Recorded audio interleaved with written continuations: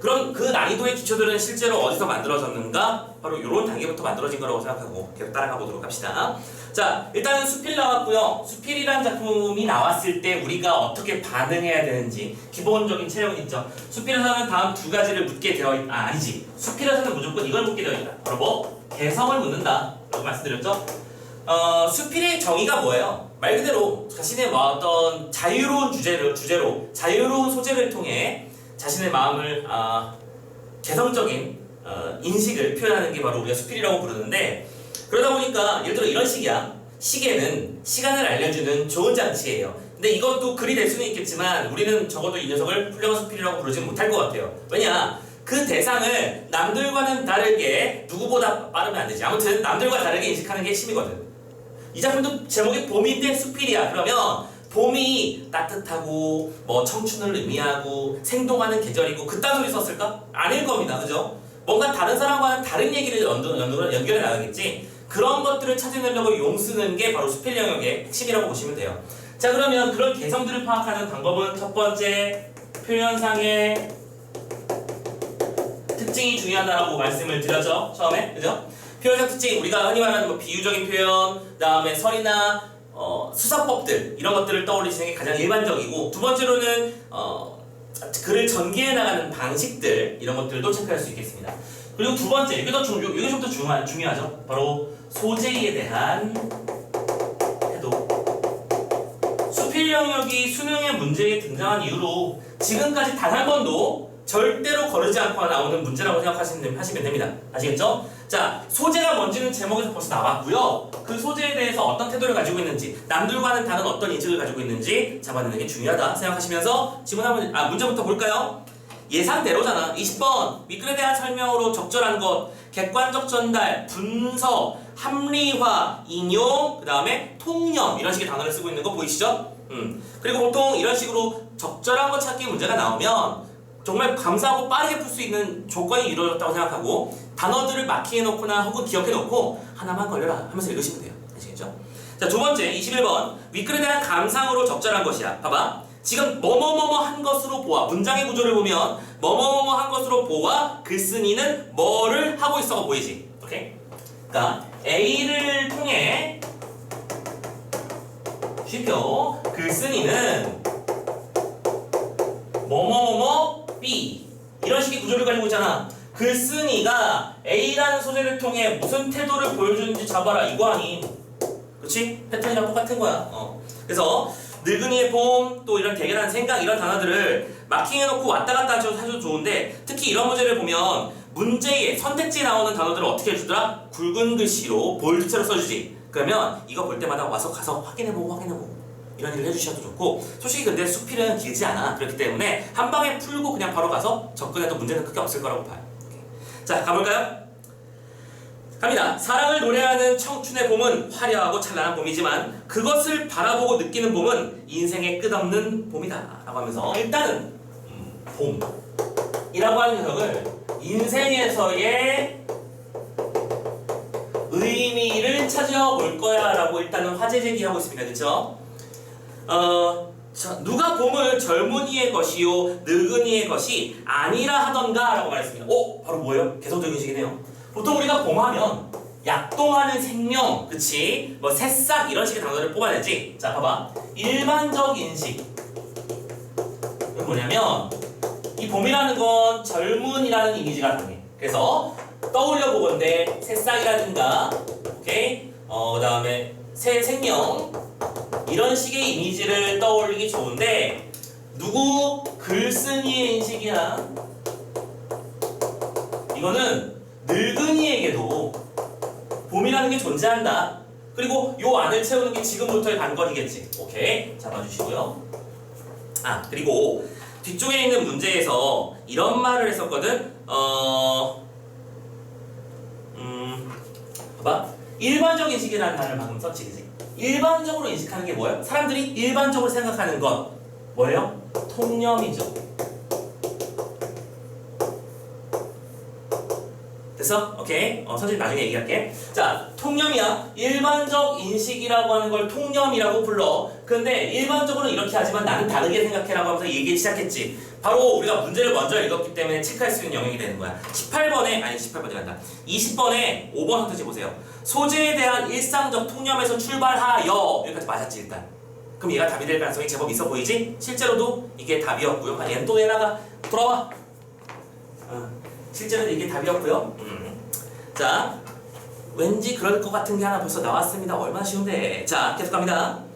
그러면서 젊은이의 봄이라고 하는 건 일반적으로 기쁨으로 차있는 어떤 헛겹의 봄이지만 늙은이의 봄은 기쁨과 슬픔을 아울러지는 겹겹의 봄이다. 아, 그러면서 글쓴이가 생각하는 건 이건 참고로 일반적인 인식이 아니야. 글쓴이의 인식에 있어서 젊은 날의 봄이라고 하는 건 어떤 느낌이야? 헛겹이래.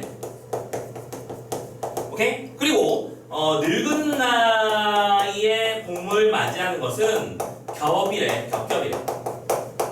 이때 혹겹이라고 하는 건 기쁨을 의미하는 것이고 늙은이의 봄에서 겹겹이라고 하는 건 기쁨과 아울러 뭐까지 있는 거야? 슬픔까지 인식할 수 있게 되는 것이지. 오케이? 그럼 봐봐. 봄이라고 하는 녀석 대상을 통해서 슬픔이라는 이미지를 떠올리고 있으니까 이 작품은 개성 있는 작품 맞지? 오케이? 그럼 여기서 뭐 하나 내야 되지 않겠냐? 그러니까 선택지가 있는 거야. 첫 번째 선택지 읽으러 가볼까? 봐봐. 1번 늙은이의 봄을 잠깐만 늙은이의 봄을 물의 속성이 필요해. 실패. 실패했다. 물의 속성이 아직 안 나왔잖아. 그렇지? 그럼 달랑 읽고 가면 돼. 젠장 괜히 왔네요. 자, 아무튼 과거란 귀중한 재산, 과거라는 재산이 호수에 가득 찬 물결, 드디어 나왔네. 물결같이 고이고 고여서 오늘을 이루고 있는 것. 물위에 호수가 따로 없듯 과거를 떠나서 오늘이 따로 없는 것. 그러므로 물이 많을수록 호수가 아름답고 과거가 길수록 오늘이 큰 것이야. 오케이. 그러면 여기서 말하는 슬픔이라고 하는 건 뭐예요? 과거가 되는 것이고 어떤 깊이를 말하는 것이다. 그 깊이라고 하는 걸 물의 관점에서 설명하고 있다. 아까 봤던 그 1번 선택지의 내용이 맞아떨어지고 있죠. 네. 보시면 됩니다. 그러니까 이거야. 처음 만나는 봄은 이제 막 생동하는 어떤 기운이야. 아직 베이스가 없어. 근데 어느 정도 나이를 먹고 나서 봄을 맞이하게 되면 첫 번째 봄, 두 번째 봄, 세 번째 봄, 21번째 봄, 35번째 봄, 67번째 봄 이렇게 맞이하게 되겠지. 그럼 내가 그동안 쌓아놓은 어떤 봄의 궤적들이 있을 거야. 그만큼 나는 그 봄을 맞이하는 깊이와 기쁨이 남다를 수 있다. 그 말하고 싶은 거겠네. 계속합니다. 늙어서 봄을 맞으며 봄을 앞으로 많이 못 볼까 슬퍼할 필요는 없다. 그치? 그래 니들은 당연히 앞으로 볼 봄이 더 많아. 근데 선생님은 이제 슬슬 이 변곡점에 왔어요. 이제 볼 기회와 그동안 보았던 기회가 슬슬 균형을 이루고 있는 상태입니다. 끔찍하네요. 그동안 많이 가져본 봄이 또 하나 느는 것을 대견하게 생각할 일이다. 자, 봄이 오는 것에 대해서 먼저 대견함이라는 단어를 썼어. 그럼 뭐예요? 기쁨의 인식이지. 산에 오르거나 먼 길을 걸을 때 10리고 20리고 가서 1리가 몇 킬로? 0.4km, 10리면 4km 정도 되겠지? 4km 정도는 약간 운동 삼아 걸을만 합니다. 가서 뒤를 돌아보고는 내가 저기를 걸어왔구나 하면서 흐뭇하고 자랑스러울 때도 있어. 자랑스러워. 선생님 이거 왜 마킹하는 거야? 문제 나와서 내가 마킹하는 거겠니? 아니야. 지금 이게 뭐잖아? 태도잖아. 그러니까 강조된 거고 그게 문제로 나왔기 때문에 어쩔 수 없이 굵어지는 거야. 당연한 거 아니겠니? 이런 거 느끼세요? 그리고 돌아보는 경치가 걸어올 때보다 놀랍게 아름다움을 발견할 때도 있어. 근데 이 와중에 그 과거의 대해서 아름다움을 느낄 때도 있단다. 계속 다만 지나온 추억을 다듬어 한 개의 진주를 발견하지 못하고 거친 모래에만 지워질 때 그것이 슬프다. 하지만 동시에 파란색은 중요해서가 아닙니다. 중요해서가 아니고 구분하기 위해서야. 슬픔을 느낄 때도 있어요.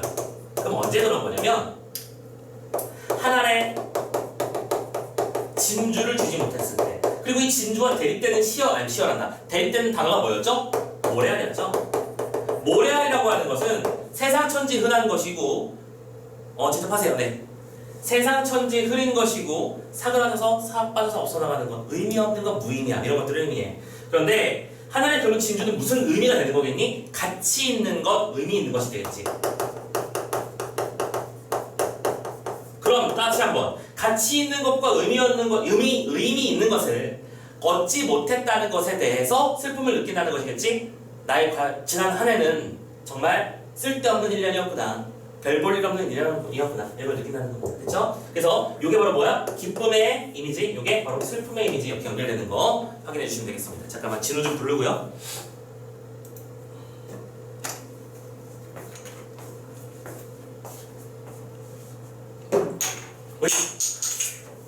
어머나 어머나. 자 계속 갑니다. 그래서 보잘것없는 내 과거가 항상 오늘을 슬프게 할 뿐이다 라고 말하고 있죠. 한 단락 읽었으니까 또 지울 수 있는 게 혹시 있을까 확인 좀 하러 가볼까요? 자 2번 아니지 2번 보시면 2번 맞네. 봄이 또 하나 느는 것을 대견하게 생각하는 것으로 보아. 이 구절 방금 우리가 읽었던 지문에 있었죠? 글쓴이는 과거를 부정하고 미래를 지향하고 있어. 자 말도 안 되는 거 보이시죠? 과거를 부정한 거예요 지금 이게. 과거를 오히려 받아들이고 인정하고 있는 것이지 후회할지언정 받아들이고 있으면 슬픔을 느끼고 있잖아, 그지? 2번도 답이 될 수 없다. 계속 가보시면 되겠고요. 자, 세 번째로 계속 가봅시다. 자랑스러운데? 3번도 봐야 되겠네? 자, 과거를 자랑스러운 때로 추억하는 것으로 보아. 오케이, 사실입니다, 이것은. 근데 글쓴이는 화려한 청춘의 봄으로 회귀하려 하고 있대요. 자, 이 글에서 분명히 뭐랬어? 나는 늙은이의 봄을, 늙은이가 느끼는 봄을 기쁨과 슬픔의 결합체로 알고 있어. 오케이? 그러면 요것도 가치가 있는 것이고 요것도 가치가 있는 것으로 인식한다는 얘기겠지? 어느 한쪽에 매몰되고 매립된 게 아니라 둘 다 가지고 싶어 한다는 얘기야. 근데 지금 이 선택지에서는 이건 나쁜 거야, 이걸 가지도록 하자고 라고 말하고 있다는 것 말이 안 되잖아, 그죠? 둘 다 가지려고 하는 쪽은 부정적인 것조차 자신의 어떤 의미를 찾아가려고 노력하는 자세라고 볼 수 있겠고, 회귀는 돌아간다는 뜻이야, 그치? 자, 지금 화자는 과거로 돌아가고 싶어 하는 게 아닙니다. 계속. 자, 뜰 안에 한 그룹 밀감나무가 있다. 갑자기 또 새로운 소재가 등장했네요. 왜 밀감나무를 얘기했어? 그럼 이 나무가 나왔으니까 소재의 의미를 또 파악하려고 용서 보셔야겠죠. 동쪽가지 끝에 파릇파릇 싹이 움돋기 시작합니다. 동쪽가지에서 싹이 돋아나기 시작하는군요. 굵은 가지에서도 푸른 생기가 넘쳐 흐르고 미구에, 자, 우리 어휘 테스트 이런 것 때문에 보는 거잖아. 우리 최근에 했던 것 중에 하나 아님? 미구에는 무슨 뜻이었어? 미, 안을 미자지, 구는 오래 구자야. 오래 지나지 않아서 라는 뜻입니다. 참고로 미구의 반대말이 뭐였더라? 우리 어휘 테스트에서 다 했던 거야. 양구해라는 말이었지. 양구는 오랜 시간 지난 후에라는 뜻이었어. 이 정도는 잡자. 미구에 잎이 퍼지고 꽃이 피고 열매가 맺히겠지. 이 쌍이라는 단어를 통해서 무슨 이미지를 끄집어내고 있어? 생명력의 이미지를 끄집어내고 있다. 자, 그런데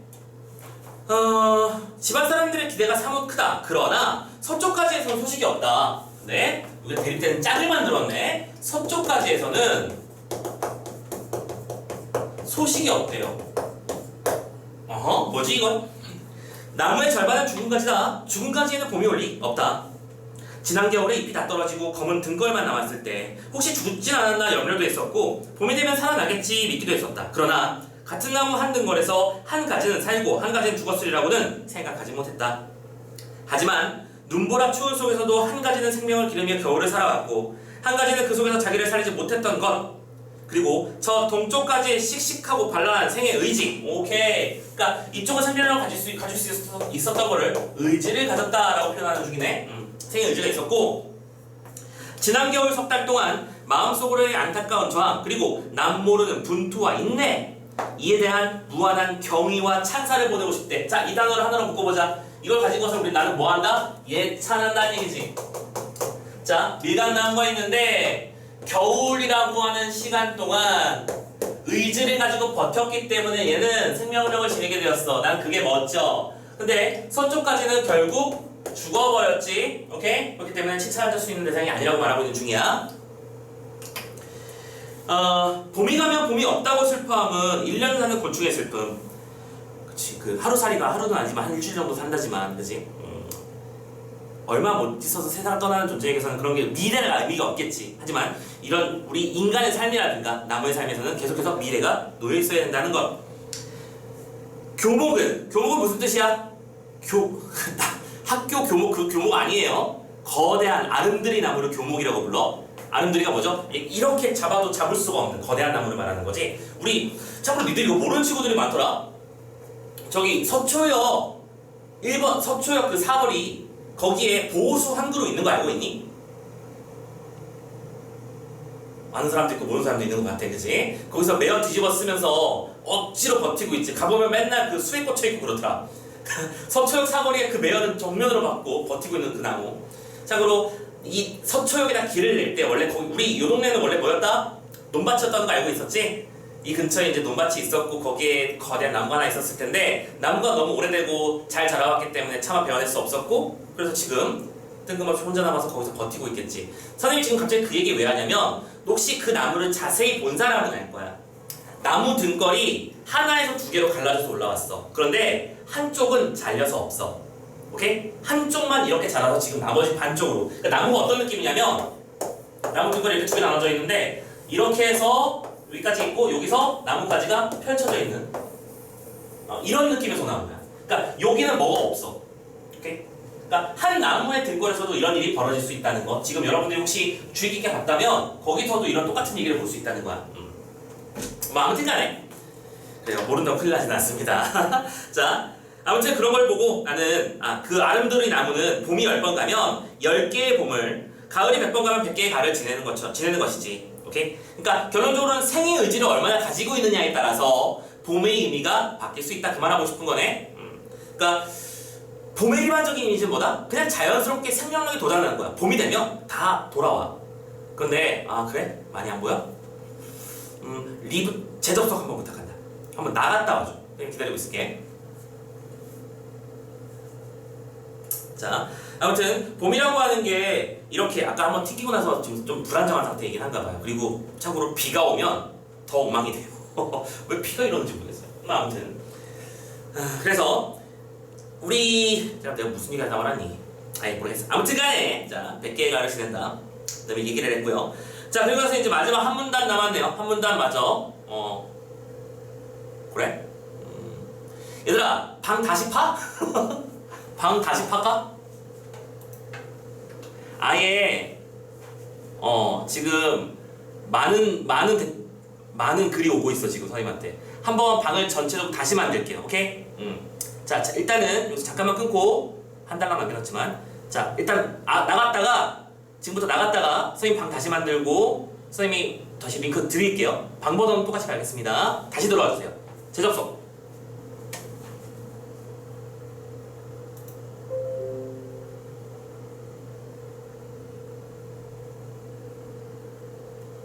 다 나가는 거 보고 다시 만들겠습니다.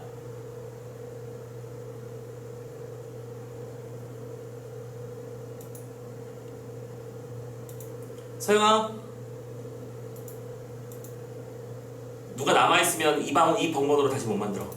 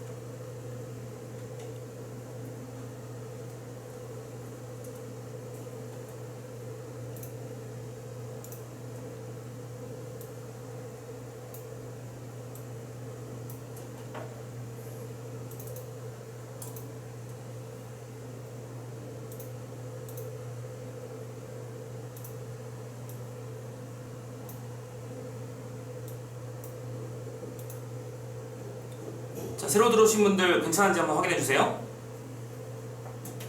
뒤에 글자 확인해 주시고. 오케이.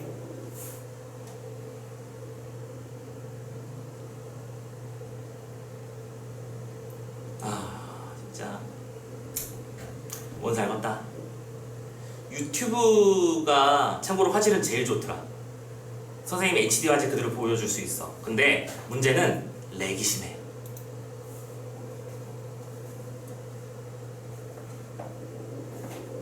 자, 문제 있어서 새로 들어오셨던 분들 다 한번 체크 좀 부탁드릴게요. 아직 두 분이 들어오셨어.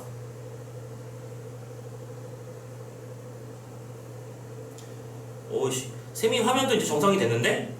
아까는 까매가지고 그림자만 보이더니 이제 괜찮아졌어. 괜찮아졌어? 아까 튕기고 나서 문제가 있었나 보다. 선생님 화면에는 인터넷이 불안정합니다. 막 이것 두고 난리도 아니었습니다. 아이디 비번 잠깐만.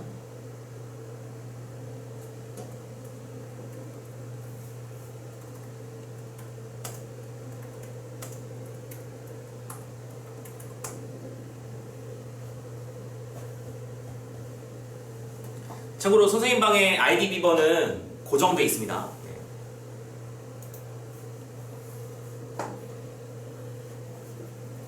한 분이 들어오셨는데 서영이 선재가 안 들어왔었구나.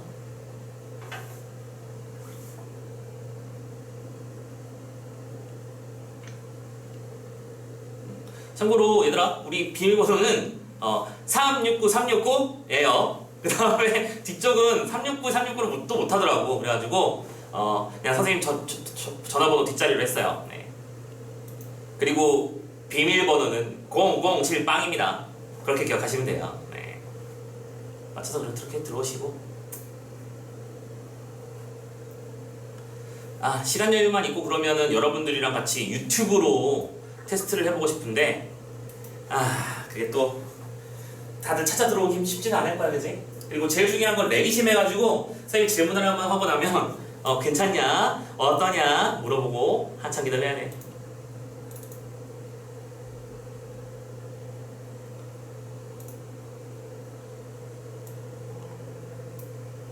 자, 좀 지워놓고. 자, 그럼 시작합니다.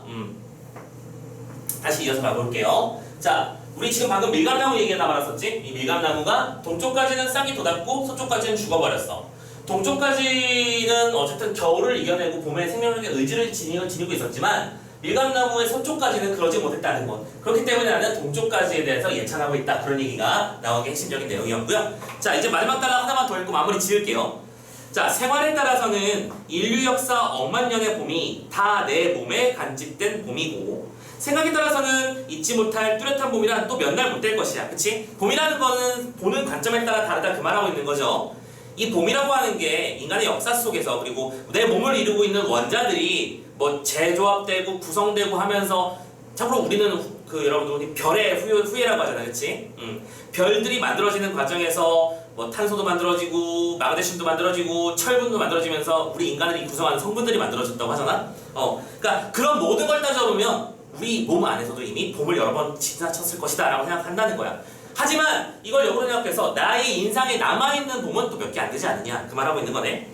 그러므로 올해 세상에 머물러 봄을 여러 번 보는 것이 귀한 것이 아니라 봄을 봄답게 느끼고 지나온 모든 봄을 회상하며 과거를 잃지 않고 되새기는 것도 우리의 생활을 풍부하게 해줄지언정 섭섭할 것은 없다. 선생님 이거 내신 대비였으면 지금 여기 밑줄 치라고 했을걸? 그치? 다시 또 수락. 내신 대비였으면 밑줄 쳐야 돼. 왜 때문에? 이거 마지막 주제문 아니야? 결국 하고 싶었던 얘기는 뭐냐면 봄이라고 하는 것을 그냥 단순하게 지나가는 하나의 계절로 인식할 것이 아니라 과거를 잊지 않고 다시 돌아보는 시간으로 삼아 미래의 자산을 만들고 우리의 생활을 풍부하게 할 수 있는 자산이 될 수 있도록 했으면 좋겠다라는 게 이 글의 핵심 내용이었구나, 주제로구나 판단할 수 있겠지. 우리가 봄을 보면서 과거 회상을 하진 않는다니까. 근데 이분은 이런 글을 쓰고 있었고 미래에 대한 얘기를 하고 있었지. 봄을 보고 과거 회상과 미래에 대한 대비 자세 얘기하고 있었습니다. 개성적인 식 맞죠? 자, 21번 마저 확인해 볼까요? 4번에서는 동쪽까지 주목했다는 얘기 나왔어. 글쓴이는 생의 의지에 따라 저마다 다른 봄을 맞이하게 될 것이라고 보고 있다. 이거 뭐 맞는 말이잖아, 그렇지? 방금 얘기했던 게 그거죠. 동쪽까지와 서쪽까지의 대비를 통해 주제의식을 드러냈었고요. 참고로 이런 식으로 문제 또 선택지를 만들 때는 공통점이나 차이점을 가지고 차이점에 중심을 두고 만들어간다는 사실도 꼭 기억했으면 좋겠다. 자, 그리고 5번. 생활에 따라 억만년의 봄이 다 내 몸에 간직된다고 한 것으로 보아서 글쓴이는 봄을 여러 번 보는 것에서 진정한 가치를 찾고 있다. 절대 아니었지? 여러 번 본다고 생각만 할 것이 아니라 이 의미 있는 인상 깊은 가치 있는 봄을 만드는 것이 더 중요하다고 말했던 게 이들의 주제의식. 그러니까 5번도 잘못된 얘기죠. 자, 이렇게 문제 풀고 마무리 지으시면 되겠고요. 자, 20번도 마저 확인 좀 해볼까? 5번에 아까 우리가 일상적 통념에서 출발하여를 확인했었지. 그리고 결국 이 글의 내용은 뭐였어? 삶이라는 것의 의미를 말하는 것이었다. 그죠? 정확하게는 봄을 통해 알 수 있는 확인한 삶의 의미라는 거라는 주제를 끌어낼 수 있으므로 20번의 정답도 5번 잡으시면 되겠고요. 1번의 객관적 아닙니다. 수필인데 객관적일 리는 참 없어요. 그럼 선생님, 이런 객관적이라는 단어가 나오면 답이 아닐까요? 그건 아니야. 수필은 참고로 무형식의 형식이라는 말 들어본 적 있을 거야. 형식이 없는 것이 곧 형식이다. 수필을 시처럼 써도 좋고 일기처럼 써도 좋고 기행문처럼 써도 좋아요. 객관적인 설명문처럼 써도 좋느냐? 가능하거든 그거는. 그러니까 1번은 그냥 종류 중에 하나라고만 생각하시고 무조건 아니라고 생각하지 마시고요. 2번 분석하지 않았고 분석은 얘들아 뭐 하는 거니? 설명 모르진 않겠지? 분석하고 참고로 이거 배울 때 같이 공부하는 게 분류인 건 알지? 오케이? 분석과 분류 같다고 하고 있으시다면 지금 뭔가 큰 착각하고 계신 겁니다. 분석은 뭐 하는 거니? 대상을 분리해서 나누어 보는 거야. 분이 나눌 분자입니다. 오케이? 나누어 보는 것이고 분류도 나누는 거야. 두 녀석의 공통점은 나눔이야. 나눠 버리는 거야. 됐어? 하지만 분석과 분류의 차이점은 뭐야? 뭐의 존재 여부? 기준의 존재 여부. 기준이 있으면 분류고 기준이 없으면 분석이다. 확인하고 있지? 그래서 서류를 분류한다는 건 서류를 1번, 2번, 3번, 4번으로 나눠놓는 게 아니라 그렇지? 특정한 인물별로 분류해놓고 그렇지? 특정한 카테고리별로 분류한다고 하잖아. 서류를 한다고 하진 않지. 서류를 분석하면 어떻게 돼? 글자를 하나씩 들여다보면서 이 글자는 요 위치에 있는 게 맞고 이렇게 찾는 거잖아. 이해됐죠? 분석은 대상을 갈기갈기 찢어놓는 거야. 분리해놓는 거야. 분류는 기준에 맞춰서 정리해두는 거야. 보내주시고. 하지만 어쨌든 이 글은 분석하는 글이 아니었습니다. 그죠? 자, 그리고 3번의 관점의 합리화, 4번의 인용 이런 거 없었습니다. 그쵸? 그러니까 이런 것들 다 쉽게 넘어갈 수 있을 거라고 생각하고 자, 수필 챕터 마무리하겠습니다. 됐죠? 자, 바로 한 작품 더 가도 될 것 같거든? 바로 다음 작품 세트 넘어갈게요. 자, 여러분들 그 다음 세트에 맞춰서 아마 A 36번들을 풀어 오셨을 거야. 자, A 36번 페이지는 32페이지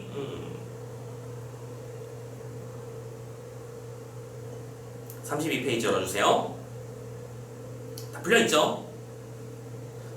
참고로 다른 과목들 선생님들 같은 경우에는 정답 숙제 검사하려고 이렇게 영상 찍어서 보낸다고 하시는데 선생님은 진짜 니들 믿어서 안 하는 거다. 믿어서 안 하는데 만약에 돌아왔는데 언제가 돌아올 거냐? 우리가 계속 이럴 거 아니잖아, 그치? 돌아왔는데 안 돼 있다? 나갈 각오하세요, 그냥. 믿고 갑니다. 네. 그 정도도 못하고 있는데 이런 공부를 한다는 건 개인적으로 의미가 없는 행위라고 봐요. 힘들어. 자, 갈게요. 네. 자, 페이지 32페이지 36번부터 38번에 2015학년도 육목평 B형 문제 총 3문제가 있었죠. 물론 고난도라고 집혀있는 문제는 없습니다. 하지만 이 정도 문제부터 이제 슬슬 70%대의 정답률이 문제가 나오고 있는 거 확인하시면 좋겠고요. 자, 언제나 그렇지만 지금 이거 현대시형이요. 다들 알고 있지? 뭐부터 한다? 문제부터 분석부터 하는데 이 문제들이 기본적인 패턴이 존재한다는 것을 확인해. 36번 하나의 공통점이라고 했고 이거 무슨 문제야? 표현상의 특징 문제. 표현상 특징. 키워드 잡고 시작해야 되는 거 알고 있지? 뭐? 수미상관, 영탄, 비유, 대조, 그리고 어디 갔어? 작품의 표면에 나타난 화자. 참고로 5번은 보자마자 하나의 글자로 치환되면 되는데 화자가 작품의 표면에 있다는 얘기는 그 시 안에 어떤 글자가 존재한다는 뜻이랑 똑같죠? 그렇죠. 입으로 다들 열심히 표시하고 계시네요. 나예요, 나. 그렇지? 나가 표면에 있으면 그냥 된 거야. 네. 자, 36번 해결했고요. 37, 아니, 해결 안 났다. 보고 갔고요. 37번. 기억부터 미음에 대한 설명이야. 빨리 보고 와. 이게 네모칸인지 뭔지, 구절인지, 연인지. 봤더니 한 줄 한 줄씩 돼 있지? 두 번째 뭐예요? 식구의 의미를 파악하라는 문제. 할만합니다, 그죠? 항상 보도 패턴이기도 하고요. 38번. 보기를 참고해서 가나를 감상하라. 그렇죠. 알려주고 시작할 거야. 보기 적용 문제죠. 그리고 보기 적용의 문제의 경우 패턴은 두 가지가 있다라고 했었어, 그지? 그 두 가지는 첫 번째, 작품이 완전히 좀 낯설 경우에는 작품의 어떤 시적 화자나 어떤 상황이나 태도 같은 중심 내용을 언급해주는 경우가 첫 번째가 있고요. 두 번째로는 좀 많이 알려져 있고 또 내신 대비나 이런 문학 교과서를 통해서 학습했을 만한 작품들의 경우에는 다른 어떤 문제 출제형 보기를 들고 와서 요소별로 이런 요소들이 지문 속에 혹은 시 속에 존재하는지 파악하도록 만들어주는 문제라는 거. 지금 우리 좀 잠시 후에 김광균의 작품을 보게 될 거거든. 자, 뭐 나왔어요? 1930년대 모더니즘 나오지. 고등학교에서 국어를 공부했다? 그럼 이거 모르면 고등학생이 아닌 거예요. 여러분들 수능 특강의 첫 번째, 그러니까 수능 특강을 딱 3학년 돼서 공부하잖아, 그지? 그럼 첫 번째로 나온 작품이 대부분 뭔 줄 알아? 모더니즘이에요. 정지용 시인이라든지 혹은 김광균 이런 시인도 있었고, 자, 모더니즘이 뭔지는 중요한 거니까 이거 아마 우리 이 수업이 처음 시작했을 때 한 번쯤 얘기를 했었을 거야. 한 번 더 찍고 가자. 모더니즘은 뭐다? 뭐라고 알고 있어? 머릿속에서 빨리 답을 한번 만들어봐. 모더니즘은 뭐임? 모던하면 모더니즘인가? 그럼 모던한 게 뭐야? 모던한 건 뭐임? 모던은 참고로 클래식의 반향으로 태어난 겁니다. 오케이? 자, 시라는 것은 일반적으로 정서를 표출하는 것이지. 그렇지? 사랑하는 사람과 이별하는 중이야. 저기 떨어지는 낙엽을 보며 하면서 울어버려. 그거 정서 표출이잖아, 그렇지? 떨어지는 낙엽도 나의 가슴을 적시네 이러고 있는 거야. 오케이? 정서를 직접적으로 보여준다고. 나 이별했어. 그러므로 슬퍼. 근데 이 모더니즘이라고 하는 건 거기서 조금 벗어나자. 그럼 어떻게 벗어날 건데? 보여주면 되지 않냐? 오케이? 그래서 물론 전부 다는 아니야. 전부 다는 아니지만 상당수의 모더니즘 작품은 이미지즘이래. 그리고 이미지즘이라고 이렇게 되게 있어 보이는 영어를 쓰고 있지만 이걸 또 우리는 이런 식의 단어로 표현하기도 하죠. 회화적이다. 그럼 회화적이라는 건 또 쉬운 말로 또 바꿔주자. 무슨 얘기라고? 마치 그림을 그리듯 우리에게 선명하게 보여주는 거야. 보여주기를 설명하는 거야. 자, 우리 소설에서 인물의 성격 제시 방법으로 직접 제시와 간접 제시를 배우지. 직접 제시는 뭐였죠? 인물의 성격을 직접적으로 제시하는 방법이지. 이 사람은 강직한 성격이라 이 상황을 참을 수 없었다. 뭐 이렇게 한다는 거. 그리고 간접 제시는 뭐였죠? 인물의 대사나 행동을 통해 우리가 간접적으로 추론할 수 있게 만들어주는 거였지. 오케이? 그는 어깨를 움츠리고 오들오들 떨며 문을 열고 있었다. 쫄았다는 얘기잖아, 그지? 행동과 대사를 통해서 파악하는 거야. 그것과 마찬가지 개념이라고 생각하면 돼. 1930년대에 들어온 모더니즘은 기존의 시의 형식에 지루함을 느끼고 용해부터 벗어나자고 말하는 주의였어. 그러다 보니까 정서를 주는 게 아니라 상황을 주는 거야. 상황을 주고 너도 이거 봐봐라. 뭐가 느껴지니? 이렇게 하는 게 바로 모더니즘의 핵심이라고 생각하면 되는 거예요. 아시겠죠? 그래서 여러분들 대표적인 모더니즘 이미지즘 시인으로 정지용을 들고 정지용의 향수 같은 작품들을 배우게 되는 거야. 오케이? 향수 알지? 넓은 벌, 동쪽 끝으로 그림 그리면 넓은 벌이 있어. 동쪽 끝에 옛니하게 지줄대는 시계천이 흐르고 얼룩배기 황소가 해설빛, 금빛, 게으름을 오는 것. 그것이 꿈에야 이실리야 이거잖아. 그림 안으로 보여주잖아. 넓은 벌판이 있고 소 한 마리가 음물하고 있는 그런 고즈넉한 시골 풍경 그림을 준 다음에 야, 뭐가 느껴져? 라고 묶고 있는 거지, 그치? 그게 바로 이미지즘, 모더니즘이다. 알겠죠? 자, 워낙 중요하고 자주 나오는 개념이기 때문에 한번 좀 짚고 넘어갔습니다. 이번 기회에요. 자, 다음부터 마저 읽을게요. 1930년대 모더니즘을 주도했던 김광균은, 그렇죠. 김광균 얘기가 안 나오면 또 속하거든. 김광균은 감성보다는 지성을 중시하는 이미지즘을 자신의 방식으로 소화했다. 감성과 지성 중에 어느 쪽을? 이쪽을 선호했다. 자, 왜 이 말이 나오는지 알겠지? 감성이라고 하는 건 슬픔, 그리움, 외로움 뭐 이런 식의 단어들이야. 근데 이 작품은 외롭다라고 하는 단어를 쓰지 않을 거야. 그치? 그림으로 보여주겠지? 넓은 화면에다가 외롭다는 이미지를 표현하고 싶으면 홀로 서 있는 전신주 하나 딱 이렇게. 아이고 화면 나갔네. 자, 홀로 서 있는 전신주 하나를 딱 낮추는 방식으로 이 외로움을 표현할 수 있을 거라고 예상이 됩니다. 맞죠? 그는 상실감과 소외감 등의 정서에 회화적 이미지를 결합했어. 자, 김광명의 특징은 뭐예요? 김광명은 그렇다고 감성이 없는 사람이 아닙니다. 그렇지? 감성을 이미지로 표현한 것 뿐입니다. 그래서 상실감과 소외감이 있어. 그런 녀석들을 뭘 통해서? 이미지를 통해서 보여주겠다. 라고 설명해. 자, 그리고 이를 통해서 현대 문명에 대한 태도를 보여주는데, 근데 대놓고 지금 답을 말해주고 있는 거 아니니? 현대 문명이 주는 상실감과 소외감을 이렇게 이미지로 표현한다고 말하고 있는 거잖아. 그치? 작품을 해석하기 위한 기본 툴을 제공하기 위한 보기로구나. 느낌 오셨죠? 체크해 주시고요. 자, 그리고 그 다음에 1950년대 얘기가 나오는데, 이거는 박용래 씨라는 걸 눈치를 채면, 자, 여기서 전략을 세우세요. 자, 자기한테 좋은 방법, 편안한 방법, 익숙한 방법을 지금 만드시는 겁니다. 지금 보기가 가는 A고 나는 B야라고 말하고 있지. 선생님 지금 가는 A야까지 읽었어. 선택해. 지금 여기서 멈추고 가 읽고 가를 완벽하게 끝내고 나의 보기를 읽으러 온 다음에 또 나를 읽는 방법으로 가셔도 되고요. 이 정도야. 뭐 어렵지 않은 글인데 한 번에 가도 되지 않나요? 가세요. 마음대로 하세요. 이건 정해져 있는 방법이 없습니다. 아시겠죠? 나중에 이제 여러분들이 고3이 됐을 때 공부하는 방법을 물어보는 친구들이 정말 많아. 고3들 특히 많죠. 특히 가장 안타까운 거는 자기가 한 고2 때까지는 그래도 제법 성적이 나오다가 고3 모의고사를 풀었더니 성적이 엉망이 됐어. 선생님 안녕하세요. 저는 누구라고 하는데요. 제가 독서를 좀 못하는 것 같아요. 독서 설력이 떨어졌나 봐요. 어떻게 하면 올릴 수 있을까요? 막 찾아와요. 그럼 선생님이 자주 하는 얘기가 뭐다? 너는 떨어진 것이 아니라 안 올라 그 자리에 있었던 것 뿐이다. 공부하는, 그러니까 문제를 푸는 방법들을 좀 잘 기술적인 측면도 익혀주는 게 되게 중요한 거야.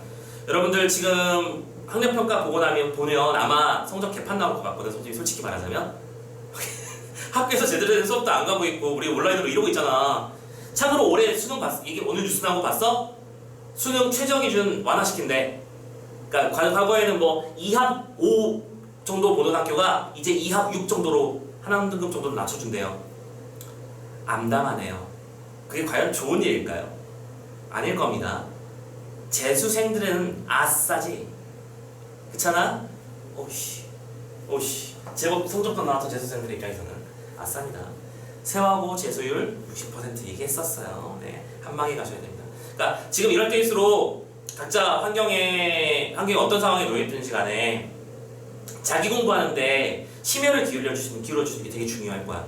지금 이 타이밍을 즐거운 시간으로 보내고 있거나 편안한 시간으로 보내고 있거나 하면 뭐 100%지 뭐. 미안한데 후회하게 될 거예요. 나중에 덜 울기 위해서라도 지금 땀 좀 흘립시다. 오케이? 2년 안에 끝내자. 3년 갈 필요 없고 4년 갈 필요 없잖아. 한 방에 끝내야지. 기억 내세요? 지금 그래서 우리는 이 즐거운 일요일 오후 학교도 안 가는, 내 학교도 안 가도 얼마나 즐거워, 그지? 이 즐거운 일요일 오후에 이 인간 보면서 왜 봐, 이 사람을.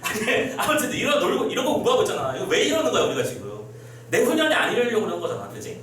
한 번에 가자. 자, 이 인간의 얼굴을 크게 신경 쓰지 마시고요. 내용은 신경 쓰셔도 돼요. 제법 괜찮답니다. 네. 가요. 아무튼 방법은 취하시고요. 자, 앞에 선생님의 방법은 앞에 거를 먼저 보는 중이니까 앞에 거부터 먼저 한번 체크해 볼까요? 자, 김광균의 와사등이라는 작품 나왔어요. 요다 쓸게요, 그냥. 와사등. 우리가 보기를 방금 읽고 왔기 때문에 시가 어떻게 흘러가리라라고 하는 내용을 이미 캐치하고 있죠. 그리고 참고로 이 보기는 여러분들의 입장에서 나중에 여러분들이 고3이 됐을 때 보기가 아니어야 돼. 다른 건데 하면서 쭉 가야 돼요. 오케이? 자, 와사등이라고 하는 제목의 작품이 나왔어. 그러면 이 와사등이라고 하는 대상을 통해서 뭔가 현대 문명이 주는 상실감과 소외감이라고 하는 것을 이미지로 표현하겠구나라는 게 나와야지. 그치? 실제로 그랬나 한번 살펴볼까요? 자, 와사등이라는 작품이 나왔습니다. 참고로 바로 가자. 자, 차단한 등불이 하나 빈 하늘에 걸려있다. 자, 차단한 등불 그리고 빈 하늘. 자, 그런데 첫 번째 일단 차단한 등불이 뭐겠니? 차단한 등불이 뭘까? 여러분들 지금 이거 신호등 얘기하는 거예요. 오케이? 빨간불, 노란불, 파란불과 같은 다양한 색을 통해서 신호 체계를 보여주는 등을 차단한 등불이라고 표현한 거야. 오케이? 그 녀석이 어디에 걸려있어? 빨간색. 빈. 선생님이 지금 빈이라고 썼지만 실은 이 작품에서 원문에서는 비인이라고 되어 있지. 오케이? 이거 뭐라고 하더라? 시적 허용이라고 하는 건 알고 있지? 그럼 이 시적 허용은 왜 쓰는 거겠니? 공허감을 강조하기 위해서, 일부러 강조하기 위해서 시적 허용을 쓴 게 보입니까? 오케이? 지금 이거 무슨 풍경입니까? 누가 봐도 도시 풍경입니다. 야, 신호등이 깜빡거리고 있는데 그럼 도시 풍경이 아니면 뭐임? 근데 그 신호등이 빈 하늘에 그냥 헐렁터 팔이 놓여있는 상태 같은 느낌을 보여주고 있는 거죠. 이미지 맞죠? 오케이? 머릿속에서 그림을 그려보시면 되게 단순해집니다. 그 폴아웃 같은 그 핵전쟁 이후의 그런 분위기, 그쵸? 고장난 신호등이 떡하니 걸려있는 그런 상태. 오케이? 느끼세요? 내 홀로 어딜 가라는 슬픈 신호야. 그래서 내 홀로 어딜 가라는, 그래서 뭐라고 해? 슬픈 신호라고 불러. 자, 일단 홀로라고 하는 시어가 뭐랑 대응되는 거 보이신다? 요 단어랑 대응되는 거 보이시죠? 오케이? 그리고 하나 더, 분명히 방금 지금 우리 내라고 하는 글자가 나왔었지? 내가 나왔으니까 작품에 나가 글자로 등장하고 있는 거니까 아까 첫 번째 문제의 5번 선택지는 염두에 둘 수 있을 거야. 그치? 그럼 나보고 내가 혼자서 어디를 가라고 하는 그런 슬픈 신호야 라고 말하고 있지. 됐어? 선생님, 김광균 씨는 이미지로 보여주는 거라면서요? 왜 슬픈 거야? 야, 이 정도는 해도 된다니까. 선생님 누차 말씀드리지만 이미지를 중심으로 했다고 해서 이미지를 버렸다고 말하지 않았어. 아니냐? 감각과 이 슬픔이라는 그 심리를 버린 게 아니에요. 감성과 지성이 이거라고 하는 거 감성이 제로라는 뜻이 아니잖아. 그치? 슬픈 신호. 오케이. 그러니까 지금 여기서 말하고 있는 이 슬픔이라고 하는 건 뭔가 현대 문명이 주는 어떤 소외감 같은 것들을 이미지로 표현하는 거라고 생각하면 되는 거야. 됐죠? 자, 이게 일련의 상황이었어요. 웬 신호등 하나가 텅 빈 하늘에 더 걸려있습니다. 그걸 보면 나는 생각하죠. 야, 넌 나보고 어디를 가라는 거냐? 그래서 신호가 제대로 안 켜져 있으니까.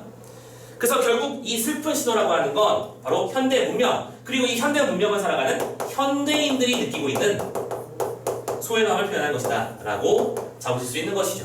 됐죠? 계속합니다. 긴 여름에 황망이 나래를 젓고, 긴 여름해가, 황망이가 무슨 뜻이야? 황급하게. 야, 빨리 가자. 오케이? 황망이 뭐를 접어? 나래를 접고. 지금 대한민국에서는 나래씨가 너무 유명해가지고 함부로 접으면 안 되는데, 아무튼 간에 자, 긴 여름에야, 그치? 여름이 긴데 나래는 무슨 뜻이야 얘들아? 날개란 뜻이야. 날개를 근데 어떻게 접었어? 황망이 접어. 황망이는 뭐라고 했었지? 다급히 접는 거야. 뭔가 차분하고 고요하고 한적한 그런 느낌이 아니라 쫓겨나는 듯한 이미지를 보여주고 있는 거지. 오케이? 어딘가에 정착하지 못하고. 지금 여름해가 날개를 접는다 무슨 뜻이겠니? 뭐 여름해가 날개가 있어 원래? 그건 아니잖아. 선생님 그러면 이거 화류법인가? 네 맞죠? 무생물이 생물처럼 표현됐으니까. 근데 이 날개가 뭘 말하는 걸까? 지평선에 해가 질 때 여기에 지는 이걸 뭐라고 그래? 노을이라고 부르잖아. 오케이? 근데 그 노을이 해가 요렇게 되면 이제 노을이 요만큼밖에 안 보이게 될 거고, 이제 해가 안 보이겠지만 요만하게 지면 없어지겠죠? 이랬나? 석양이 진다 라고 하는 말을 이렇게 황망이 날개를 접는다 라고 표현하고 있는 중이야. 됐냐? 오케이. 그래서 석양의 모습을 보여주고 있고요. 근데 그 석양이 뭔가 구슬프고 외로운 느낌을 준다라는 거지. 또 늘어선 고층, 창백한 묘석같이 황혼에 젖어. 이게 첫 번째 풍경. 두 번째, 늘어선 묘석에, 야, 얘 대놓고 묘석이잖아. 묘석이 뭐예요? 묘지 앞에 이렇게 세워놓는 묘지, 이렇게 세워놓는 거, 오케이? 묘비예요. 근데 이 늘어선 묘석은 실은 뭘 말하는 거겠니? 이 작품이 분명히 아까 현대 문명의 도시 풍경이라고 했었습니다. 이거 빌딩이죠. 빌딩을 묘석이라고 표현하고 있어. 늘어선 묘석, 고층 창백한 묘석같이. 그리고 뭐 했대요? 황혼해서죠. 오케이? 지금 석양이 지는 계절이에요. 때예요. 빌딩들이 그 석양에 물들고 있답니다. 라고 말하는 걸 이렇게 표현하고 있어요. 그러면서 이런 말을 하지. 찬란한 야경, 무성한 잡초인 양 헝클어진 채. 찬란한 야경이 펼쳐지고 있어. 선생님이 시간의 흐름이 존재합니다. 맞아요. 찬란한 야경이 펼쳐졌어. 예. 그리고 이 녀석은 무성한 잡초인 양, 가치처럼 마치 듯이 인양이지, 지급법이지, 다이렉트로 연결했습니다. 이거는 잠깐 까먹어. 무성한 잡초라는 말 썼죠. 무성한 잡초. 얘는 또 왜 이래? 들어가세요. 넌 들어가세요. 자, 무성한 잡초래. 잡초가 주는 이미지가 뭔가 정갈하고 깔끔하고 깨끗한 이미지는 절대 아니야, 그렇지? 야경은 나름대로 이거 지금 뭐 말하는 거니? 네온 사인 등이 반짝반짝하면서, 그렇지? 현란한 밤의 상황이 돼버린 도시의 모습을 보여주는 거겠지. 근데 그걸 보고 얘는 뭐라고 그래? 무성한 잡초 같다고 말하고 있잖아. 긍정적인 식이야, 부정적인 식이야? 부정적으로 인식하고 있는 겁니다. 그러면서 헝클어져 있다라고 말했지. 헝클어져. 오케이. 자, 야경을 보여주는 거예요. 그렇죠? 자, 그리고 나서 사념 벙어리 되어 입을 다문다. 자, 이 세 가지를 본 화자인 나는, 그치? 나는 사념 벙어리 되어. 자, 사념. 뭔가 생각하는 거야, 그치? 생각하는 것들이 많아져서 그것 때문에 오히려 나는 말을 할 수 없게 돼버렸지. 말을 할 수 없게 되어버린 상태가 되었다. 벙어리가 됐다잖아. 자, 정리할게. 여기까지는 도시 문명의 모습이야. 근데 그 도시 문명이 주는 느낌은 아름답고 활기차고 산업화됐고 첨단화됐고 깔끔한 그런 이미지가 절대 아니야. 뭔가 무성한 잡초 같은 느낌, 벙어리 같은 존재를 만들어낸 느낌이야. 그래서 그 도시 문명으로 인해서 누가 사념 벙어리가 된 존재는 누구지? 이퀄 현대인이지. 현대인들이 그 앞에 아무 말도 하지는 못한 채 뭐 해버리는 거야? 자아를 상실하고 있는 모습을 보여주는 거지. 그죠? 키워드 따라오는 게 많습니다. 도시 풍경에 대해서 속에서 자아를 상실하고 있는 현대인의 모습을 보여주는 덩어리다. 이때 각각의 연행들은 이런 것을 의미한다. 그리고 이런 것들은 계속해서 말씀드리고 있지만 마치 그 쿠키 영상의 것들 이렇게 나오는 그런 카메라만 쫙 비춰주는 그런 느낌으로 생각해봐. 어떤 그림이 나와야 될지 딱 느낌 오시죠? 약간 느와르풍의 그런 영화 그림 생각하시면 되겠습니다. 계속합니다. 피부의 바깥에 스미는 어둠. 피부의 바깥에 스미는 어둠이야. 자, 어둠이라는 게 원래 이렇게 스밀 수가 있는 거야? 없지. 근데 얘들아, 어둠은 어떻게 알아? 아니, 어두운지 밝은지 어떻게 알아? 우리는 무슨 감각기관으로 어두움을 알아? 시각이잖아. 오케이? 스며들었어요. 무슨 감각입니까? 촉각이죠. 아니, 그럼 이거 뭐야? 공감각이지? 어둠을 스며든다고 표현했어. 화살표 그리는 법 중요하다고 말씀드렸지. 공감각은 당연히 어느 한쪽이 감각으로 옮아가는 전이 되는 현상이라고 했었습니다. 그러므로 이거는 시각의 촉각화라는 말 써주셔야겠고요.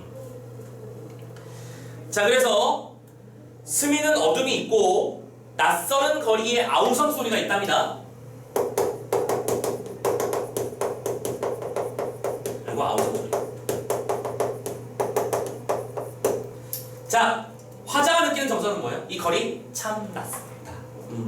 정말 내 것은 아닌 것 같다. 뭔가 내가 이곳에 살고는 있지만 내가 여기에 소속되어 있는 것이 맞는지 나도 잘 모르겠다 라고 하는 무슨 감각을 느끼고 있는 거야? 이거는 단절감 정도로 설명해 주면 되겠다, 그렇죠? 그리고 그 단절감 속에서 아우성 소리가 있대. 그럼 이때 아우성이라고 하는 건 나한테는 아무런 의미가 없는 화려한 네온사인과 같은 찬란한 양력 속에서 사람들이 왁자지껄 떠드는 느낌이겠지. 사람들은 각자 자신의 이야기들을 떠들고 있어. 하지만 그 중에서 나랑 상관 있는 건 1도 없어. 그러면 자연스럽게 난 뭘 느끼게 되는 거야? 어디다 썼음? 소외감을 느끼게 되는 거지. 그치? 그것들을 표현해주기 위한 장치라고 볼 수 있겠지. 단절감과 소외감 확인해 주시고요. 그래서 까닭도 없이 나는 뭐하다고요? 이런 것 때문에 눈물 겹대요. 자, 이럴 때 느끼는 정서를 우리는 되게 있어 보이는 단어로 뭐라고 합니까? 비애감이라고 부릅니다. 그치? 슬픈 거지. 자, 계속 갑니다. 공허한 군중의 행렬에 섞여. 공허한 군중의 행렬입니다. 강남역 4번 출구쯤인가 보다. 그치? 군중이 막 움직여 사람들이. 그럼 강남역 4번 출구에 가만히 서 있어 보면 뭘 느낄 수 있다? 소유금을 느낄 수 있다 그 말 아닐까? 내가 거기서 사랑하는 사람이랑 만나기로 약속을 한 거라면 기대와 흥분의 장소일 거야. 근데 이 장소는 그냥 공허한 거야. 그들이 나한테 어떤 의미를 주는 것도 아니고 그냥 나한테 코로나는 안 오면 좋겠는 거고 아무런 의미가 없다. 그렇지? 그래서 이 공허하다라고 하는 것을 우리는 그렇지? 관계의 단절이라고 또 부를 수 있을 것 같아요. 현대사회가 주는 어떤 부정적 이미지들의 조합 같은 작품이 아닌가, 그죠?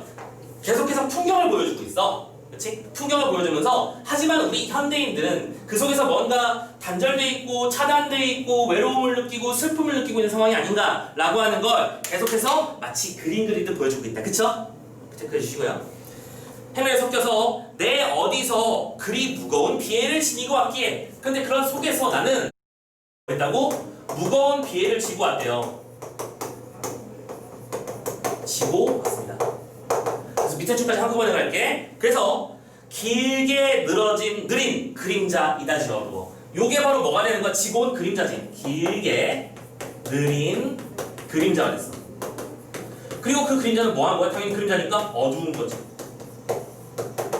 자, 그림자라고 하는 단어와 어두움이라는 단어들 전부 다 우리가 시각적 심상으로 인식할 수 있는 대상이야, 그치? 근데 이 시각들은 전부 다 결국 뭘 말하고 싶었던 거야? 무거운 비애라면서, 맞지? 현대인들이 느끼고 있는 이 비애감을 무슨 적으로 형상화했다? 시각적으로 형상화한 구절이다 라고 우리는 부를 수 있겠네? 감 잡히고 있죠? 현대인들이 느끼고 있는 이 무거운 슬픔과 안타까움의 정서를 어두운 그림자라고 하는 시각적 심상으로 형상화하고 있는 걸 잡아주시면 되겠고요. 그래서 어두워서 다시 돌아갑니다. 내 어디로 가라는 슬픈 신호기, 오케이? 슬픈 신호기. 자, 참고로 요 시의 내용을 우린 그림처럼 표현한다면 그 횡단보도 앞에 우두커니 서 있는 어떤 한 사람의 이야기처럼 느낄 수 있을 것 같아, 그죠? 어디로 가야 될지 몰라서 멍하고 있는 그런 느낌. 계속 신호등은 빨간불이 됐다가 파란불이 됐다가 노란불이 됐다 바뀌고 있습니다. 근데 나는 도대체 어느 게 내 신호인지도 모르겠고 내가 저 신호를 따라야 되는 게 맞는지도 모르겠고 난 도대체 여기 왜 서 있는지도 모르겠고 그런 슬픔을 느끼고 있다는 것을 슬픈 신호기라고 하는 단어로 표현하고 있는 거야. 그래서 어디로 어떻게 가라는, 오케이, 보자. 어디로 어떻게 가라는 이렇게 말했어. 그럼 결국 이 슬픈 신호기는 원래 얘들아 신호기의 기본적인 목적은 뭐야? 방향 지정이지. 좌회전하십시오. 직진하시면 됩니다. 알려주는 거야. 근데 이 신호기가 오히려 나보고 어디로 가라는 건지 어떻게 가라는지 모르게 만들어주는 효과를 만들어냈네. 그럼 이거는 뭐예요? 인간으로서 삶의 방향성을 상실한 상태를 보여주는 것이로구나 잡을 수 있겠군요. 그렇죠? 되게 슬픈 시예요, 그죠? 그러니까 대놓고 엉엉 우는 시는 아니야. 근데 이 시를 읽고 나면 뭔가 현타가 오는 그런 느낌이랄까? 그래서 마지막에 뭐래? 차단한 등불이 하나 빈 하늘에 걸려 있다. 뭐 나왔네요. 수미상관 나왔습니다. 됐죠? 첫 번째 연애에 나타났던 구절이 마지막에는 똑같이 나왔네요. 수미상관 왜 하는 거라고요? 참고로 여러 가지 효과가 있는 거 우리는 알고 있지. 네 가지 효과 다 알고 있지? 이제 그만하자. 이거는 너무 많이 해서.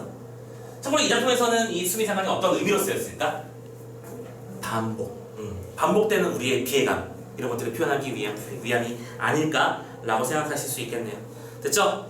자, 결국 이 시의 내용을 한번 전체적으로 들여다보면 이 작품의 시적 화장은 어딘가 도시에 있는 사람이야. 그래서 신호등을 바라보며 텅 빈 하늘을 자연스럽게 바라봤지. 그러면서 홀로됨을 느꼈어. 현재 오늘은 여름해가 빠르게 사라지면서 묘석처럼 황혼에 젖어있는 빌딩들이 늘어서 있는, 그리고 찬란하게 펼쳐져 있는 그런 도시 공간이야. 하지만 나는 그 속에서 뭐하고 있어? 벙어리처럼 가만히 있을 뿐이야. 왜? 내가 뭔지 모르겠으니까. 그리고 결국 엄두이 스며든 상태에서 단절감을 느꼈고 소외감을 느꼈지. 그 단절감과 소외감은 좀 더 깊어져 무거운 비애감으로 바뀌게 되었고, 결국 그 비애감과 함께 나는 다시 한번 확인하게 되는 거야. 나의 삶의 의미는 무엇인가? 나는 왜 사는가? 이런 것들을 생각해보는 시간이 되었다라고 하는 걸 김광균의 시에서 보여주네요. 됐죠? 자, 여기까지가 김광균의 와사등이라는 작품입니다.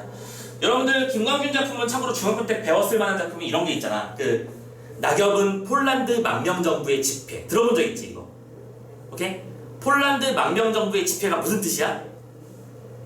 쓸모없음이란 뜻이잖아. 이건 마치 형준은행 3,000원 건이랑 똑같은 거야. 형준은행이라는, 내가 주면서 야 형준은행 3,000원 건인데 네가 가진 돈 2,000원이랑 바꿀래? 바꿀 거야? 안 바꿀 거야? 안 바꿀 거잖아. 가치가 없으니까. 오케이. 폴란드 망명정부에서 아무리 집회를 만들어봤자 가치가 없지. 즉 삶이 낙엽이라고 하는 것이 무가치하다는 것을 그렇게 이미지로 보여주고 있었잖아. 거기서도 똑같은 일이 벌어진 시라는 겁니다. 되셨죠? 자, 그러면 우리는 아직 두 번째 시를 읽지도 않았습니다. 하지만 요거 풀어볼 수 있을 것 같은데, 그지? 풀 수 있는 거 풀어제끼러 가볼까요? 아이 뭐야, 우리 안 쉬고 막 생각보다 길어졌군. 자, 요거까지만 하고 잠깐 쉬어갑시다. 자, 가나의 공통점을 찾지 마시고요. 일단 가에 있는 지역으로 찾읍시다. 1번 수미 상관 있었니? 오케이, 답의 후보입니다. 냅두시고요. 2번 영탄적 표현을 통해서 좋아요. 근데 뒤쪽에 경외감이라는 단어 나왔어. 자, 경외감이 뭐라고? 경외감이란 떠받들면서 왜 두려워하는 느낌이야. 신적 존재를 말하는 것이지. 경외는 절대적 존재를 향한 인간의 어떤 감정 상태를 말한다. 저 존재가 귀찮은데 하면서 팔 한번 휘저으면 나는 날아가서 죽어버려. 그런 절대적 존재야. 오케이? 그런 존재에게 느끼는 어떤 두려운 마음, 경외감. 아닙니다. 3번 비유적 표현을 활용해서, 오케이, 비유적 표현이 있었나?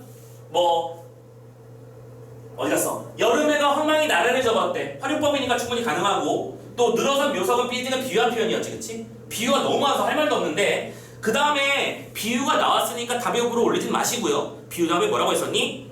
공간에 대한 인식을 드러내고 있다고 했었지.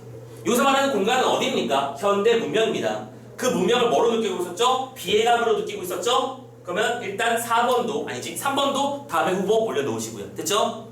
4번 밝음과 어둠의 대조가 있냐? 있긴 있어요. 그죠? 이 작품에서는 일단은 여름 해가 있었지만 야경도 있었잖아요. 그치? 시간 흐름이라는 개념을 통해서 우리는 대립적 이미지를 볼 수 있는 건 사실이야. 근데 긍정적 미래가 말이 안 되잖아. 그치? 더 이상 볼 필요가 없는 거네? 날려. 5번 화자를 작품의 표면에 나타내었어. 어디 갔니? 나 있었지? 그리고 주제에 대한 공감을 이끌어내고 있다. 그럼 봐봐. 내가 나라는 존재가 시에 나와서 이 작품의 어떤 주제, 즉 뭐랄까 어떤 슬픔, 안타까운 비애감에 공감하고 있는 거야. 얘들아, 공감은 뭐예요? 공감은 함께 느끼는 거야. 저 존재가 느낀 걸 나도 느끼는 게 공감이야. 그치? 그럼 잘 생각해봐. 이 장면은, 이 시는 나가 공감하고 있는 시니? 아니잖아. 아니지. 나는 내가 그걸 느끼는 사람인 거지 공감하는 게 아니야. 무슨 말인지 알겠죠? 이런 선택지는 낚이기 참 좋은 선택지니까 조심해 주실 것. 알겠지? 공감한다는 말을 대충 느꼈다라는 단어 정도로 이해하시면 이 녀석은 답되기 참 쉬운 단어가 되는 거야. 너희들 낚이기 참 좋은 단어지. 알겠지? 잘 봐주시고. 그래서 요즘 국어 시험 문제가 어렵고 쪼잔해지고 힘들어지는 이유가 이렇게 어휘의 뜻도 정확한 걸 물어보고 있어서인 요소도 많아요. 생각해 주셨으면 좋겠습니다. 자, 아무튼 36번은 정답의 후보 수미상, 잠깐만, 3번 선택지. 잠깐만, 답 나온 거 아니? 선생님 뭐 하나를 빼먹었는데? 아까 선생님이 수미상관이 있었다고 했었잖아요. 그치? 1번에. 근데 뒤쪽에 정서의 변화를 강조했다고 했었어. 이 작품의 정서가 바뀌었나? 처음부터 끝까지 상실감과 소외감과 슬픔과 비애감과 안타까움이었지. 네거티브 이미지야. 안 바뀌었거든. 야, 답이 그냥 결정된 거네? 그쵸? 이미 결정됐어요. 감사한 마음으로 3번 찍고 넘어가시면 되겠군요. 자, 37번 가봅시다. 구절을 이미 파악하는 문제. 이건 이제 선생님이 설명해 드렸기 때문에 혹시 이 문제를 틀려서 온 친구라도 이제 답이 보일 거예요. 37번은 1번부터 자 체크해보자. 적막한 배경, 비어있는 하늘이었지. 노인 하나의 사물에 주목하여 화자의 쓸쓸한 처지를 환기했다. 자 이거 정확하게 채취 잘해야 돼. 그냥 그런 게 있는 것 같으니까 괜찮아요 라고 말하는 게 아닙니다. 기억이 차단한 등불이야 하나 빈 하늘에 걸려있어. 자 빈 하늘이라는 적막한 배경에 놓인 차단한 등불이라는 하나의 사물에 주목해서 화자의 쓸쓸한 처지 비어있다라는 감정에 주목하고 있다. 맞지? 하나씩 대응시켜보세요. 2번 공감각적 표현을 활용하여 현실과 이상의 거리감을 좁히고 있다. 답이잖아, 그치? 딱 느낌이 오시죠? 이거 공감각적 심사가 맞나요? 아까 선생님이 이미 설명해 드렸죠? 공감각이 사실입니다. 그러면 현실과 이상의 거리를 좁혔다라고 하는 건 조금 더 긍정적인, 조금 더 화자가 바라는 상태가 되었다는 뜻일 거야. 근데 이게 그런 상태였어? 아니죠. 화자는 계속해서 외롭습니다. 혼자 되었습니다. 슬픕니다. 정답은 2번. 3번 특정 시어를 장음으로 처지해서 길게, 그치? 의도로 유도해서 시어의 의미와 낭송의 호흡을 조화시키는 것도 당연한 겁니다. 시면 당연한 거예요. 4번 동일한 연결 어미를 반복했다. 뭐였죠? 뭐뭐인 듯 태양이 타... 잠깐만 이거 리을은 지금 읽으면 안 되잖아, 그치? 자 지금 패스. 자 어쨌든 37번 문제는 답이 벌써 잡혔지. 또 겁내 즐겁죠? 자 여기까지 잡으시면 되겠고요. 38번 보고 마무리합시다. 자, 일단은 가만 판단해. 역시 마찬가지로 우리가 가만 읽었으니까 가만 판단할 수 있어. 그리고 이런 일을 했을 때 우리가 좋은 점은 뭐다? 날려버릴 수 있는 선택지가 만들어진다는 거. 1번 주로 시각적 이미지인 건 당연한 거예요, 그치? 일단 기본적으로 이 작품은 이미지집이니까 풍경을 묘사해서 회화성을 살리고 있는 건 1번 오케이. 2번 가는 시간의 순환적 흐름을 통해서 도시의 황폐함을 강조하고 있대. 시간의 순환적 흐름 황폐함 맞지? 2번도 오케이네. 자 근데 참고로 오케이라고 하고 넘어가지 마십니다. 지금 우리가 적절하지 않은 걸 찾는 거야, 그치? 그렇다면 그리고 여기서 센스 하나만 발휘해볼까? 센스 하나만 발휘해보자. 얘들아 지금 1번 문제도 다를 봤더니 답이 나왔지. 2번 문제, 두 번째 문제도 가를 봤더니 답이 나왔지. 그럼 생각해봐. 세 번째 문제는 나를 봐야 답이 나오지 않겠냐? 니들이라면 그렇게 되지 않겠니? 오케이? 그러니까 그런 부분에서는 조심을 해주는 것도 좋아. 뭐 어쨌든 여기까지는 맞는 얘기. 자 3번 잠깐만 미안. 자 오마이갓 미쳤나봐. 야 이거 이미 아니네. 순환이 뭔데? 봐봐 지금 선생님처럼 낚이는 거야. 순환이 뭐예요? 빙글빙글 돌아서 다시 제자리까지 와야지 순환입니다. 그죠? 순환된다는 건 그겁니다. 그러니까 뭐 방에 보일러가 있고 보일러 배관이 있어서 방에 갔다가 그 방에서 다시 돌아오는 이 과정이 있다고 치자. 자 여기까지 간 걸 순환이라고 부르니? 아니지. 순환이 되려면 여기까지 와야 돼. 지금 선생님 실수했지? 봐봐 이거 뭐예요? 석양에서 밤까지 왔지? 오후에서 밤이 된 거야? 그럼 오후에서 밤이 된 건 순환이 된 거니? 아니잖아. 그치? 벌써 답이 나왔는데? 어머 진짜? 그래요. 자 라이브로 느끼셨죠? 일부러 실수합니다. 자 아무튼 간에 방금 놓칠 뻔했어. 큰일 날 뻔했네. 그래요. 시간의 순환적 흐름이라는 말을 쓸 수 없기 때문에 2번도 답이 되었고 답은 이미 확정되었습니다. 그래서 좀 허무하네요, 그쵸? 나 작품을 안 읽어도 답이 나온 상태가 돼버렸습니다, 그쵸? 그런데 지금 우리가 문제를 푸는 어떤 기술적 측면에서 말을 하고 있기 때문에 이런 얘기가 나오는 거지만 참고로 우리 이거 2015학년도 보잖아요, 그치? 2014년에 고3이었던 친구들이 풀었던 문제입니다. 그러니까 지금처럼 뭔가 세련됐다는 말은 좀 그렇고 뭔가 문제의 함정을 여기저기 파놓고 골 때리게 만드는 레벨까지의 문제는 아니었다라고 선생님 누차 말씀드리고 있잖아. 그러니까 그런 차원에서 답이 잡혔다고 해서도 크게 고민하고 이상해할 건 없을 것 같아요. 자 어쨌든 여기까지 봤습니다. 박용래의 울타리바퀴라는 작품이 있는데 얘들아 그냥 이것까지 하고 쉬는 게 낫지 않을까? 이왕 여기까지 왔는데? 아니야? 알았어. 자 쉬었다 봅시다. 그래요. 네네. 현재 시간 8시 반이니까 자 8시 한 45분쯤 수업을 시작할 수 있었으면 좋겠습니다. 자 다 들어주세요. 화면은 끄셔도 되고요. 안 끄셔도 돼. 괜찮아. 부탁이니까 모두에게 하는 얘기입니다. 쌤이 지금 45분에는 수업이 시작돼야 된다고 말씀드렸어요. 그죠?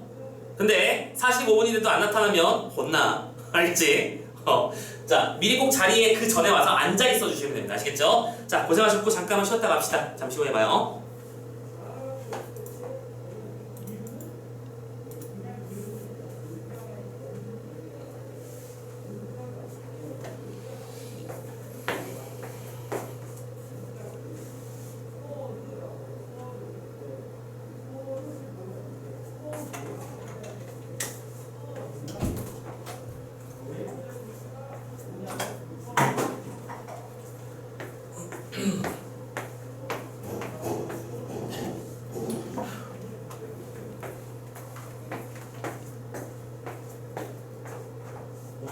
또 주의십니다. 저 때문에 나오신 건 아니죠? 딱 맞춰서 나오시기를.